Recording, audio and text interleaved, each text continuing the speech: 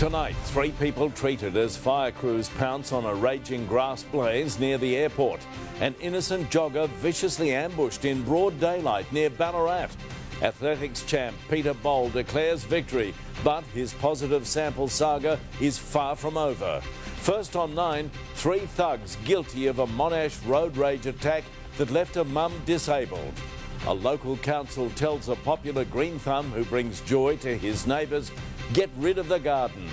And the Melbourne Super Bowl fan who reeled in the match winner and a $500,000 payday. This is Melbourne's 9 News with Peter Hitchener. Good evening. A swift emergency response this afternoon to bring a large grass fire under control, burning dangerously close to Melbourne Airport. Reid Butler has the latest from Bulla. Reid, did the blaze cause any damage? It damaged a home at this property on Lomans Road, Pete, and destroyed a shed as well. A number of people, a small number, were treated for breathing problems, including an infant here at the scene. This was a large fire burning across 22 hectares and an equally large response, crews battling the blaze from the air and a joint effort on the ground between CFA, FRV crews and also firefighters from Melbourne Airport, because we are really close to Melbourne Airport. It is just over there, but thankfully today the wind was blowing in the right direction, pushing the flames away, and there was no impact to the airport's operations. It was brought under control, this fire, a short time ago. It took crews about an hour, and that was mostly due to the favourable conditions, but it's kind of a test for firefighters ahead of what's going to be a challenging week. They've been able to bring the fire under control relatively quickly. Certainly in the coming days, there's likely to be a heat wave that moves across most parts of Victoria, and had this fire occurred either tomorrow or Friday, then the circumstances may very well have been different. Crews will remain here at the scene tonight, monitoring for any flare-ups. While the fire is under control, if you're planning on driving around the Bulla area this evening, be aware there may be a large number of emergency vehicles on the roads. Reid Butler reporting from Bulla. Thanks, Reid. A Ballarat woman has suffered horrific injuries in a terrifying ambush. Sissy Austin, an Indigenous activist, was assaulted by a man while jogging through Lau State Forest. Shubha Krishnan has the details. Bloodied and bruised, Sissy Austin fighting back tears after being brutally bashed in broad daylight. This is what happens when you go for a run in the bush in Ballarat. Police today combing Lau State Forest for any signs of her attacker. They were horrific injuries. Anyone that loses consciousness is at risk of losing their life. So we take it serious. It's serious offences. The 28-year-old Indigenous activist and Greens Senate candidate was jogging near Ballarat on Saturday at 4:30 when she was ambushed, struck in the head and knocked unconscious with a makeshift weapon believed to be a rock with a stick handle. This male looked rough looking. He wasn't wearing shoes. She believes he was Caucasian, was wearing black jeans and no shirt. When Ms Austin regained consciousness, she says she was able to run 4 kilometres back to her car parked at this picnic spot and call for help. We're not ruling out the fact that he could be camping in the area. We're not ruling out the fact that he could be homeless. While police say they're scaling up patrols in the area, Ms Austin taking to social media, telling her followers women should be able to safely go for a run in this colony. It's very hard for me to stand here right now and tell you it's safe. I'd suggest in the short term perhaps they run in twos. Shubha Krishnan, 9 News. A relieved Peter Boll is free to compete again just weeks after the Olympian was told he'd tested positive to a banned substance. But he isn't out of the woods yet, with the matter still under review by athletics officials. Damien Ryan with today's developments. Peter Boll broke the news on Twitter. I was hopeful the process would exonerate me. This morning I'm relieved to report that it did. And on Zoom, his cousin rejoiced. I spoke to him today and yeah, man, he's smiling, I'll tell you that. He's happy. In January, Peter Boll's world came crashing down when he tested positive to an endurance-enhancing drug, EPO. The 800-metre national champion was banned from the sport as he pleaded his innocence. Today, in a dramatic turnaround, the ban was lifted. Everything's been great, you know. We proved all the haters wrong, all the doubters wrong. It's rare, almost unheard of, for a B sample of a drug test not to match the A sample. But that's how it played out, and officials had no choice but to allow Bowl back on the track. But they stress their investigations are continuing. Peter Bowl's US-based lawyers are circling. Here you have a case where somebody was publicly besmirched for a month, dragged through the mud, and now they're still not admitting.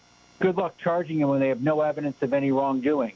The scandal has come at a cost, the Olympian missing out on the Young Australian of the Year award. We feel so strongly that there's something must have gone wrong with the test that, I'm glad at least things have turned around a bit for Peter now.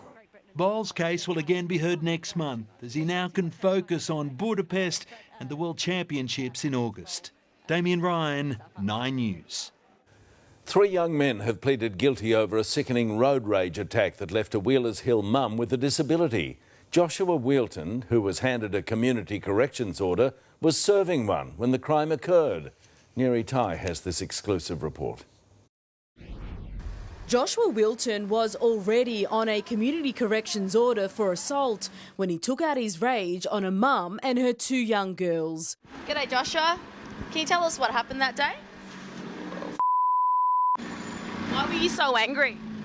Joshua was driving mates Joseph Kuchik and Brian Fung to drinks in May of 2021 when he claims Amanda Gregg cut them off on the Monash freeway. They hurled abuse at Amanda, throwing objects at her car. This is cooked as, huh? What's cooked as?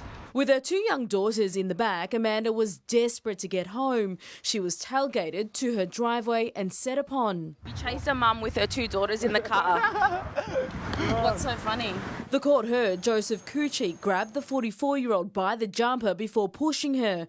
The hospital worker has been left with lifelong injuries. I keep breaking down. I feel like I can't be a proper mum or partner. 10-year-old daughter Scarlett is still seeing a psychologist. I cried a lot that night. It made me feel angry, scared and upset. Her younger sister Amber adding, it made me feel sad and angry watching mum be hurt.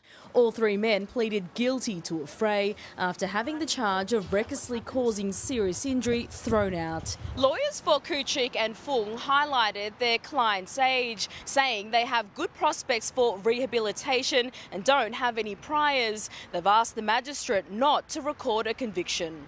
Wheelton, who was already on a community corrections order at the time of the offence, was handed another one. The other 2 will be sentenced next week. Neri Tai, 9 News. A critically ill newborn baby has landed in Brisbane after she was medically evacuated from Bali. 7-week-old Lucky is fighting for life in hospital with a severe bacterial infection.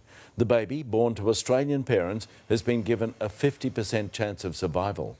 Almost $200,000 was raised to fund the journey after her parents issued a desperate plea for help. The Albanese government's $10 billion plan to build more homes to ease Australia's housing crisis is under threat in Parliament. Support from the Greens is now needed, but it will come at a price. Here's Charles Croucher. They're the disheartening lines becoming weekend staples across Australia. Renters waiting longer to pay more. Having greater investment today, building more homes, putting more keys indoors is critical for people getting affordability. With average rents up nearly 2.5% in a month, Labor is relying on its $10 billion Housing Future Fund.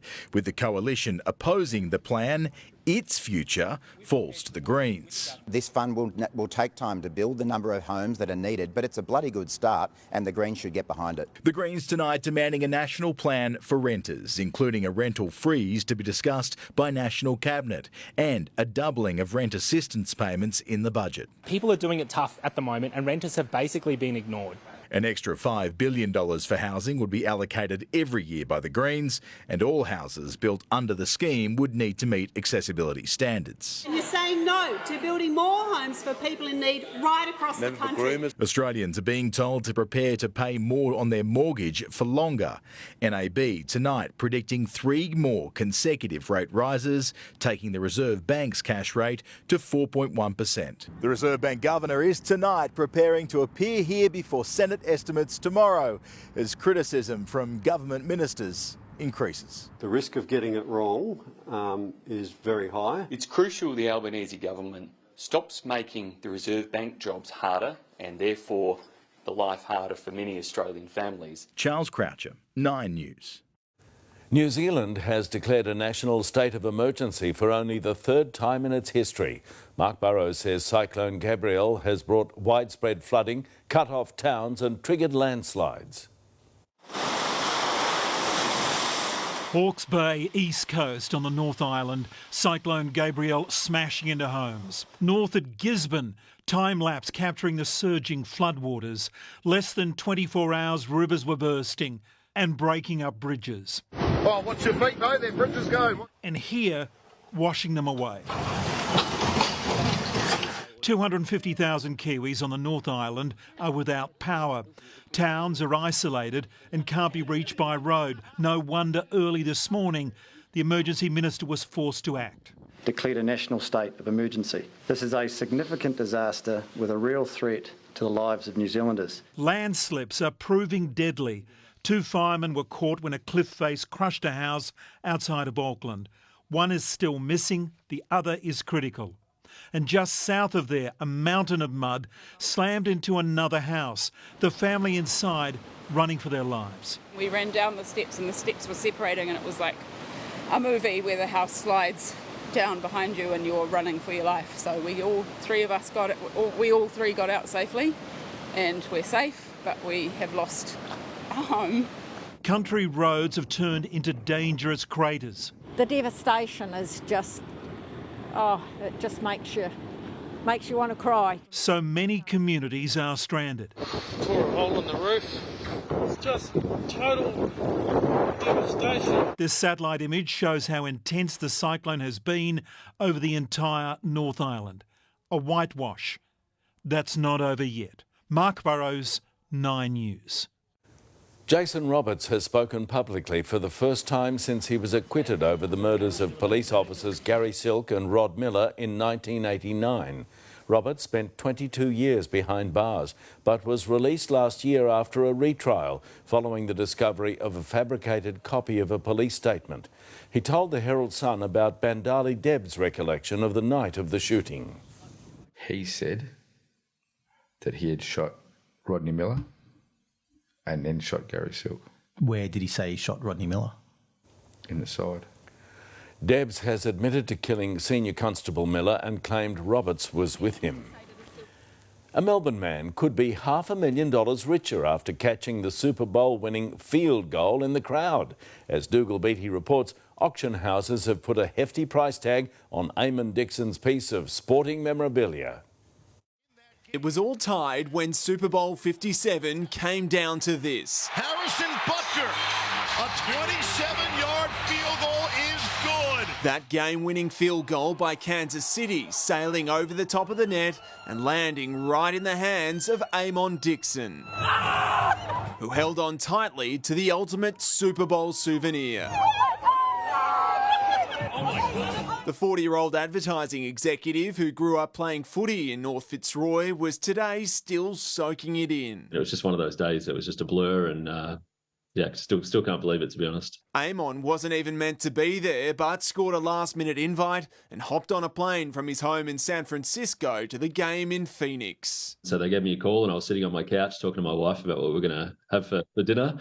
And 3 hours later or 4 hours later, I was in the stadium. All the more remarkable, he caught the ball one-handed while filming it on his phone, but afterwards was advised it was best to make a quick exit. It started getting a little bit of attention, and the security guard behind me sort of tapped me on the shoulder and said, "I think you should probably get out of here with that thing." And that advice is for good reason. US auction houses have already valued the ball between $350,000 to $500,000 Australian dollars. I think it's an amazing number for a piece of iconic collectible memorabilia that will be increasingly hard to find in the years to come. But Eamon's only game plan is to keep it out of the hands of his 2 young daughters for the time being. For now, I'm just enjoying the moment, and we'll see where it goes. Dougal Beattie, 9 News. Now previewing more sport, Tony Jones. Thanks, Pete. Good evening. Among our stories a little later tonight, are those Cats being a little cagey about their next captain? Here's Braden Ingram. Tony, it said a picture paints 1,000 words, and today at the Cats team photo we could have got a little bit of a sneak peek of who Joel Selwood's successor could be and whether they might look towards co-captains. Essendon too keeping us guessing, but Dyson Epple is still very much a player's favourite. I'll have more coming up in sport. Thanks, Braden. Also coming up later in sport, surf's up for the Magpies, but poor old Darcy looks to be in well over his head. Alan Border says they're too friendly, so what have the Aussie cricketers had to say in response to that? Melbourne's F1 rookie waves the caution flag ahead of the season, and the Super Bowl champions get a little goofy. That's all coming up a little later on in sport, Pete. Thank you, Tony. And coming up in the news, a court hears an alleged killer showed people his partner's dead body in a bathtub in Kensington. The little boy with no name. Brett McLeod goes inside Turkey's heaving hospitals. And US Defence Chief's response to the weirdest balloon theories.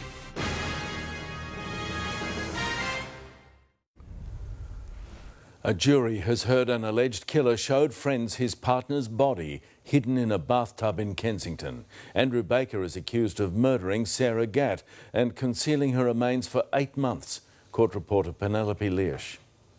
Sarah Gatt once dreamed of being a model, but she'd fallen on hard times. Her body found buried under clutter in the bathtub of her Kensington home in January 2018. Police allege Andrew Baker murdered the mother of 4, collected her Centrelink payments and claimed she was in hospital for 8 months. It's alleged after Ms Gatt was killed in her public housing unit in April 2017, Mr Baker turned off the power. The court hearing Ms Gatt called 000 multiple times during the relationship, accusing Mr Baker of assaulting her. At the time of her death, he'd moved out and she'd been seeing a woman, Leona Rapaku. She was the last person to see Ms Gatt alive, both relationships described as violent and turbulent. The court heard Andrew Baker told people Ms Rapaku was trying to convert Sarah Gatt into a lesbian. He was possessive and controlling. He wanted Sarah Gatt to himself. Months after her death, Mr Baker brought friends to the Kensington townhouse, where they stayed for a few days. He mentioned a body in the bath and showed Ms Rapaku a foot, but claimed he didn't know whose it was. Mr Baker has pleaded not guilty to murder, his defence telling the jury the case is circumstantial, that Sarah and those around her struggled with drugs and their mental health. They live on the outskirts of our society. More than 40 witnesses will be called over the next few weeks, including Ms Rapaku, Andrew Baker's friends and forensic experts. Penelope Leash, 9 News. Australian emergency responders in Turkey have begun assessing the devastation on the ground. Europe correspondent Brett McLeod joins me. Brett, what's the team focusing on?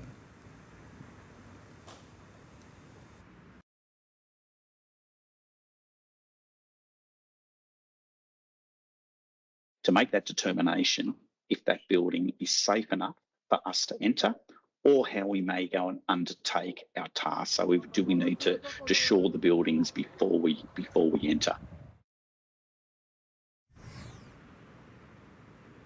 It's Assistant Commissioner David Lewis talking about the work that they're doing as they continue to search for survivors. In the meantime, just being pulled out of the rubble is just the beginning of the journey for the very youngest survivors. We are in the busy paediatric intensive care unit at Adelaide City Hospital. And among the 50 babies they have here, this boy. He's 2 months old and was rescued from the rubble in Antakya. His parents aren't believed to have survived, and no one knows his name. Bu bebeğimiz depremin 5. gününde enkaz altında. The head of the unit, Dr. Nursho Keskin, says the boy has a head injury, but he's recovering well. Until relatives are hopefully found, she says we, the medical staff, are his family. And that much is obvious. Have you given him a name for now? Buna vermedik ama. Miracle, she says. Yatan bebeklerimize. How are you coping now, 1 week on? Geçti. Yüzlerce yaralıyı. First 3 days we were very busy and hundreds of patients came here, injured people.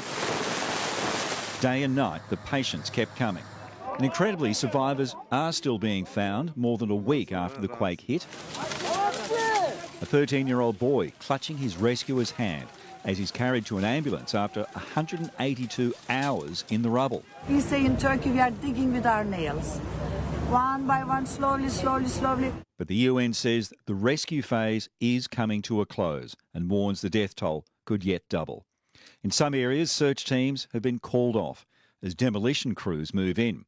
And there are reports the town of Nurdagi near Gaziantep, which we visited 2 days after the initial quake, will not be rebuilt. 17,000 people had lived there before the disaster. What's left of their homes is to be razed. In southern Turkey, Brett McLeod, 9 News. Beijing has hit back, accusing Washington of sending American spy balloons across Chinese airspace. 4, including one confirmed Chinese balloon, have now been shot down by US Defence Forces. 3 remain a mystery. We have not yet been able to definitively assess what these most recent objects are. The Pentagon says they're not alien spacecraft and also dismissed China's allegations. Mental health support will be more readily available in the northern suburbs with the new 30-bed facility now complete. The centre, located at the Northern Hospital, will provide care for acute patients while relieving pressure on the emergency department. That is much better for them, for their carers, for their loved ones, leads to much better clinical outcomes. Meanwhile, surgeons say children are getting sicker as wait times for elective surgery continue to blow out at the Royal Children's Hospital. The average delay for Category 3 operations is 421 days. Well, Lavinia's along now. Now, the weather's been suitably lovely for Valentine's Day, hasn't it, Lavinia? It has, Pete. Some beautiful sunshine, and even for the clouds, love was in the air. After dipping to 12 degrees, the city peaked at 22. The sunshine was the real gift today because it was still quite a bit cooler than average, but a northerly wind shift will drag the hot air from Queensland down across Victoria tomorrow, triggering a 3-day low-intensity heat wave around the state. And it's set to be our warmest run of weather this summer, and that's hot nights as well as hot days, Pete. OK, thank you, Lavinia. Next in 9 News, holiday tragedy. An 8-year-old boy dies at a Fiji resort. A step closer to ending plastic licences with big developments in digital ID. The local council threatening to mow down a suburban green thumb's pride and joy. And Baz, Kate and Tom steal the show as Oscar's class of 23 gets together for lunch.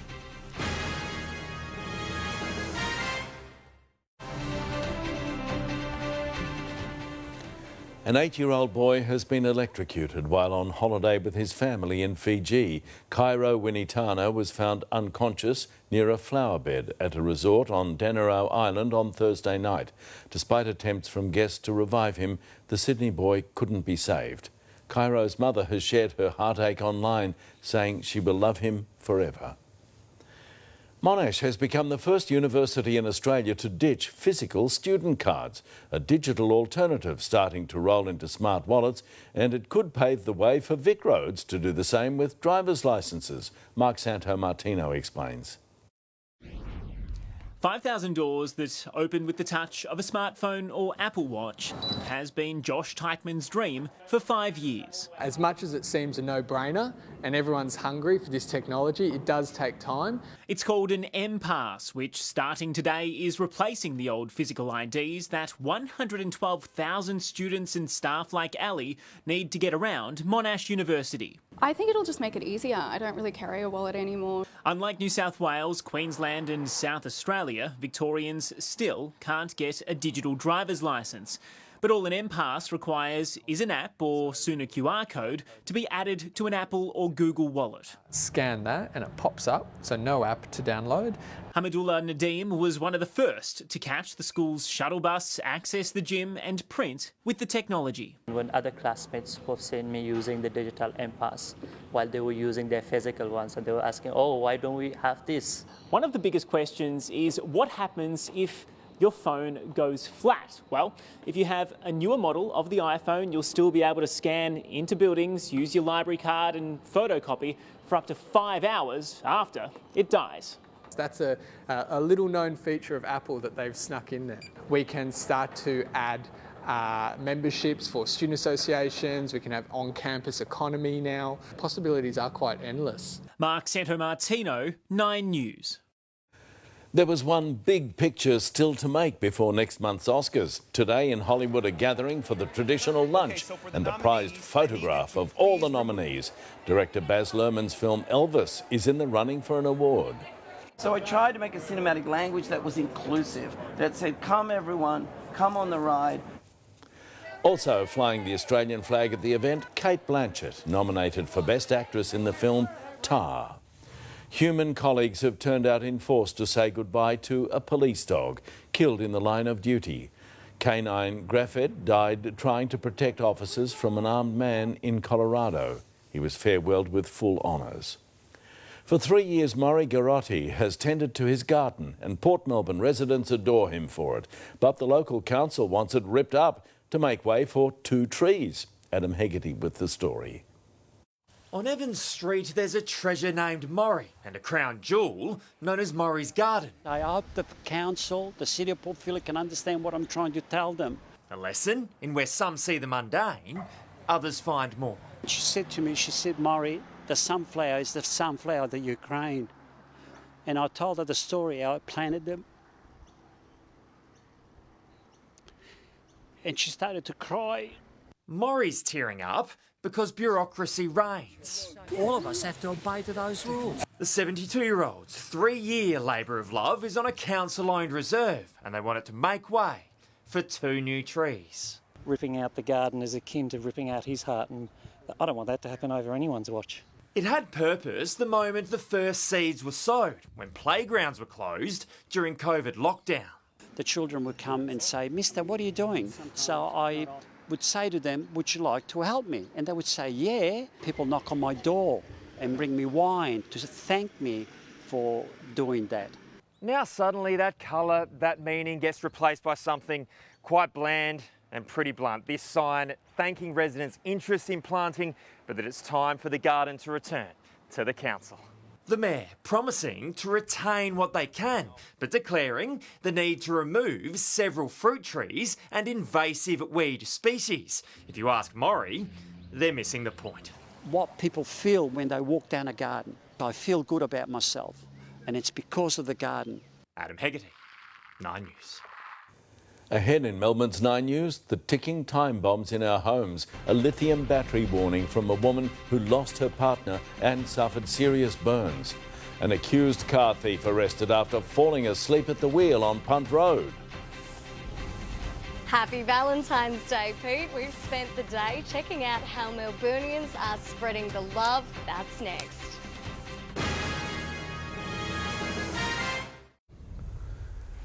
An accused car thief who fell asleep at the wheel has been dramatically arrested in South Yarra. He dozed off at the intersection of Punt and Toorak roads, drawing the attention of police. 2 patrol cars were then rammed when he rose from his ill-timed slumber.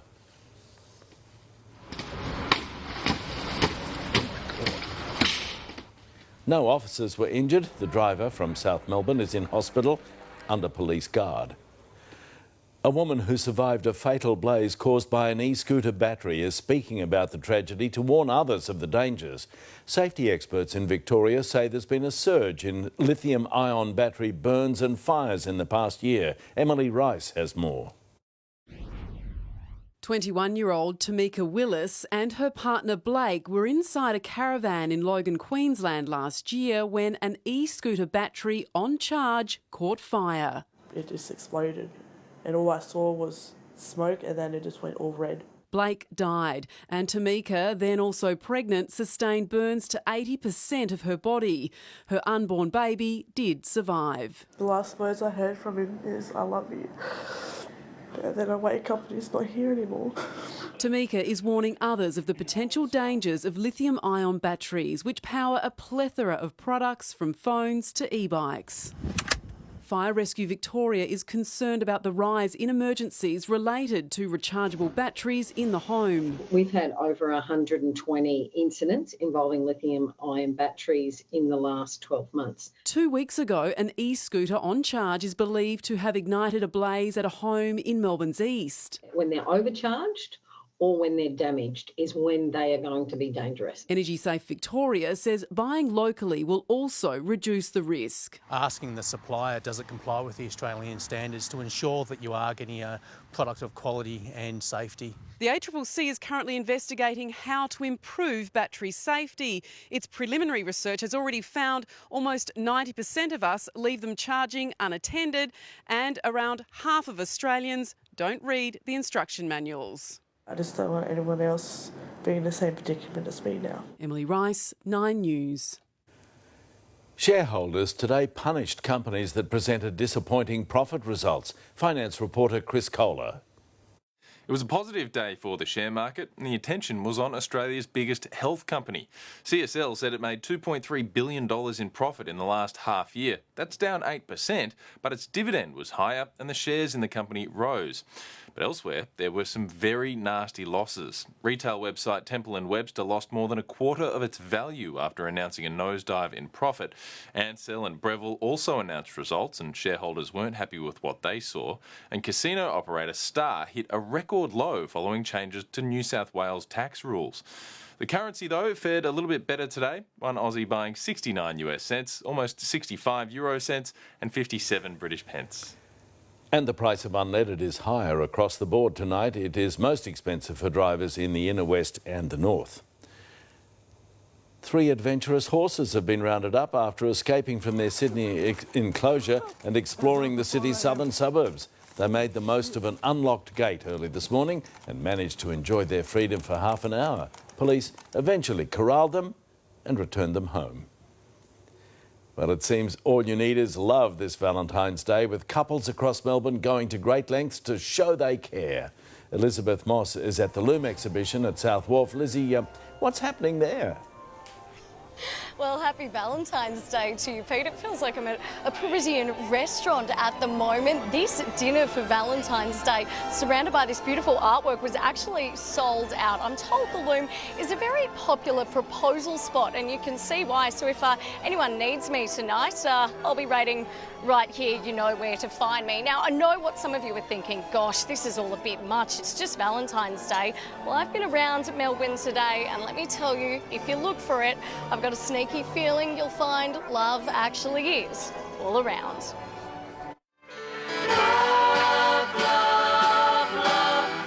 It's February 14 and love is in full bloom. We'll have roses, we'll have mixed bouquets, we've got beautiful dahlias and lisianthus. Growers actually grow for Valentine's Day. Flowers still the best choice for those smug and in love. But what if you're after something a little more extravagant? Young guys coming in for pre-Valentine's, getting ready for the day with this type of jewellery for proposals. So if you've forgotten a little treat this year, there's options. Our signature ring, which is called the Aram, it's probably one of the most stunning designs that we carry. And that one's quite understated, you know. It is. Size-wise. At 400 Gradi, love in the form of pizza. Pretty much fully booked, and we've got a special pizza for everyone tonight, which is the beautiful Love Heart Pizza for all the sweethearts out there. It's not the only popular item on the menu. Oysters just go really, really well on Valentine's Day. Oysters also a favourite for those at home. The cost of loving taking a toll.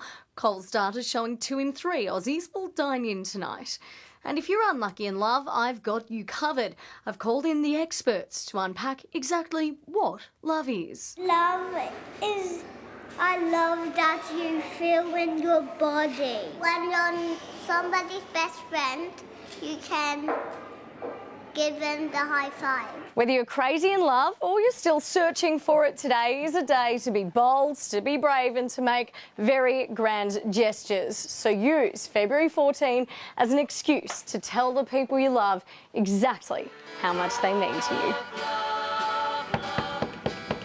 Elizabeth Moss, 9 News. What a great story. And now high-fiving us all, it's the wonderful Tony Jones. Go on, give us one. All right, here we go. That could have been awkward if you just brushed me. But anyway, thanks for that. I wouldn't. Anyway, Pete, coming up next, another AFL captain calls it quits. It really is a revolving door, isn't it? It comes as Geelong assemble as one, but that's Essendon. We'll tell you about them as well. The Pies continue to ride the wave after their breakout season. And Alan Border friend or foe? Our cricketers have decided.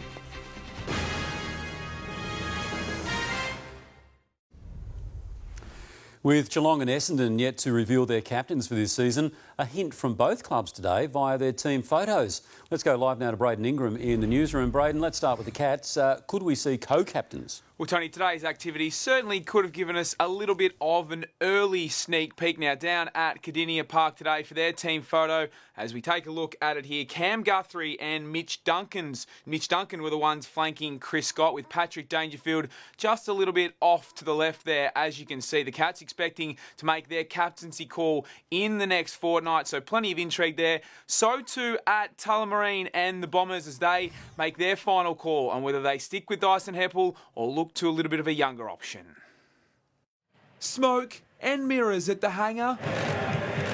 The incumbent skipper and his possible successor, Zach Merritt, positioned next to the coach. And with a decision looming, teammates are eager for Dyson Heppel to retain the head role. He's been outstanding and is a really quality person, so I'm hoping he continues as captain. Peter Wright gearing up for the Bombers' upcoming practice matches, given the all-clear after a calf niggle a few weeks ago. Lining up alongside returning forward Anthony McDonald-Tipungwuti at training, he couldn't be more impressed. For us as a group as well, he obviously has a different dynamic. He's been really healthy the whole pre-season. I don't think he's really missed a training session, which is really important for him to build that fitness up. A surprise call at Richmond, the club opting against offering the final spot on its list to former Cat Quinton Narkle, instead adding Ovens and Murray League footballer Caelan Bradkey. The 21-year-old key forward lost for words when telling Mum the good news. Mate, how do you feel? I don't feel real. It just feels, I don't know how to explain. I'm speechless. And after 4 seasons at the helm, Dane Zorko has stepped down as Brisbane captain. Braden Ingram, 9 News. Just over a week now until a practice match against Carlton, and the Magpies continue their team bonding, this time a surf challenge. And while newly installed skipper Darcy Moore struggled to stay on the board, his teammates are very much on board. Here's Xander Maguire. Side by side, they stick together. Effective on land, but not so much in the water. According to resident pro Nathan Murphy, the Pies shouldn't quit their day jobs. I don't think many are going to be on the tour anytime soon, but I didn't actually see because a lot went in after about 10 minutes. There's a few sooks out there. Darcy Moore, not one of them, embracing the time with teammates. His relationships with the boys is something that I've never seen before. He kind of forgets the football side of things and actually wants to get to know you outside of football. The new skipper using those connections to push off-field growth. I probably started my uni course because of him, and I think that's the best thing about Darcy. He's really trying to invest in you, not just as a footballer, but as a person. Exploring life outside footy led Murphy to new passions, namely founding Hawthorn Cafe Whiplash in partnership with Brodie Myercheck, Jordan Roughhead and Callum Brown. We haven't gone under just yet, but I'm loving there, going and talking a bit of crap with the boys, jumping on the coffee machine. A new year means new competition for spots at the Pies, and while Murphy formed an integral part of their backline last season, the arrival of Billy Frampton means that he's no longer safe. The former Adelaide key impressing this pre-season, and Murphy's feeling the heat. I've got a lift there as well because he's challenging for the spot that I had last year, so for me it's probably just trying to lock down that spot. Xander Maguire, 9 News. Cricket now, and Australian wicketkeeper Alex Carey has hit back at criticism from former great Alan Border. The ex-skipper branded the Aussies too friendly following that first test debacle, but Carey has moved to clarify the team's ethos. Sam Jordan reports. Back at the scene of their first test slaughter. What should have been the final day in Nagpur, instead a chance for some much-needed practice. I think it's a great opportunity for the guys today on day 5 to, strap the pads back on, talk about some things and go out and sort of execute. Beaten all ends up over the weekend. Today the Aussies played a straight bat. First to Alan Border, who accused them of being too friendly. Oh, we highly respect Alan Border. I guess amongst the group, guys do it differently. Then to those criticising their game plan. We got all bases covered and, unfortunately it didn't go to plan this first test. And to suggestions, we're set for a series whitewash. We've lost 2 games of cricket in the last 16 games that I've played, so our belief is really strong, our messaging's really strong. Pat's come out and said obviously to keep being brave and backing that, and we're keen to do that. Cameron Green is nearing a return. He was bowling today alongside Travis Head, axe from the series opener. He was disappointed not to be a part of it, but he's been fantastic. He'll play a big part in the series too, I believe. While our men's stocks have fallen, our women are suddenly big-ticket items. 320 lakh for Ashley Gardner. The Aussie all-rounder $500,000 richer after the first ever Indian Women's Premier League auction. Watching on her phone at training, no wonder she was smiling. All up, 14 Australians were signed, but the celebrations will wait until after their T20 World Cup title defence. Sam Jordan, 9 News. Melbourne F1 driver Oscar Piastri is playing it cool ahead of his long-awaited debut next month. The 21-year-old was front and centre at the launch of the new McLaren car, cautious of setting expectations too high. Just go out there and try and learn as much as possible, and a massive focus on doing things the right way and having the processes set. Because I think naturally, if you're doing everything the right way and as you should, then the results will come. The F1s hit the track in Bahrain next weekend for official testing. The season proper begins on March 5. Well, it's not too often Mickey Mouse is upstaged at Disneyland, but when the Super Bowl champions hit the park, even Mickey and the gang are reduced to support acts. Kansas City continuing the tradition of winning teams taking their celebrations to the happiest place on earth. Players and fans alike relishing the visit, which quite clearly was Mickey Mouse. And that's sport for tonight. Oh, very droll. Thank you, Tony. Time to check back now with Lavinia. Hot weather starts tomorrow. It does, Pete. Temperatures will ramp up right across the state, and with overnight minimums in the 20s, there'll be a few restless nights as well. I'll have all the details next.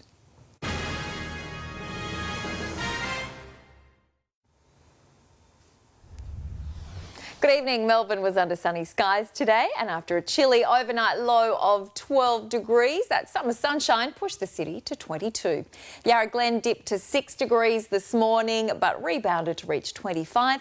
Avalon and Scoresby dropped to 9, then warmed up to 23 and 24. Epping recorded the highest maximum, 26. Quite a few locations around the state fell to single figures overnight. The Latrobe Valley dropped down to 6 degrees, but warmed up to 26 this afternoon. And under sunny skies, most areas through the north reached the high 20s, and it peaked at 30 through the Mallee. Ex-tropical cyclone Gabrielle is now moving away from New Zealand, so although the rain will ease, the winds could still cause further damage. A national state of emergency was declared for just the third time in the country's history. Back home, a low-pressure trough triggered storms and showers along the eastern seaboard. Sydney had quite the drenching, recording 45 millimetres of rain. Brisbane's had even more, 53. And a low that's sitting over the top end is delivering extremely heavy rain, with flooding expected over the coming days. Tomorrow, that's the only part of the country expected to receive any significant rain. And for us, the heat will ramp up as a high moves out over to the Tasman, directing warmer northerlies across the state, dragging down the hot air that has been sitting over Queensland. Adelaide will also feel the heat tomorrow. It's heading for 35 degrees, 26 for Perth. Hobart can expect a lovely summer's day, 26, 28 in Canberra. Dry skies for Sydney and 27. Brisbane could get more storms as it heads to 29 degrees. Back home, there'll be maximums in the low 30s across most of the state. It'll be slightly warmer through the northwest, with Mildura heading for 36, Swan Hill 35. The winds will be quite gentle, and there'll be mostly sunny skies with a bit of high cloud about. It'll be another cool night around Melbourne and last for at least a week, with minimums ranging from 9 degrees at Coldstream to 13 at Moorabbin, and there'll be some fog through the Yarra Valley in the morning. Then under mostly sunny skies, we can expect maximums in the low 30s, a little cooler at Rosebud, 29. Geelong's expected to reach 31 after an overnight low of 11, and after dipping to 13, the city should also warm up to 31. Then the first in a run of warm nights, a low of 21 ahead of a top of 35 on Thursday. It'll stay in the high 20s for most of the night before dropping to 25 into Friday. Then it should reach 33 before a cool change arrives later in the day, and that could come with a thunderstorm. Back to 22 on Saturday under southerly breezes, 26 on Sunday and Monday, and a cloudy top of 20 next Tuesday. The heat arrives tomorrow. From a low of 13, the city will reach its forecast maximum of 31 under northerly winds and mostly sunny skies. You know the drill. Stay hydrated, Pete. Will do. Thank you, Lavinia. And Melbourne, that's what's news this Tuesday. Ali's next with the current affair. Enjoy your evening and good night. What are you doing?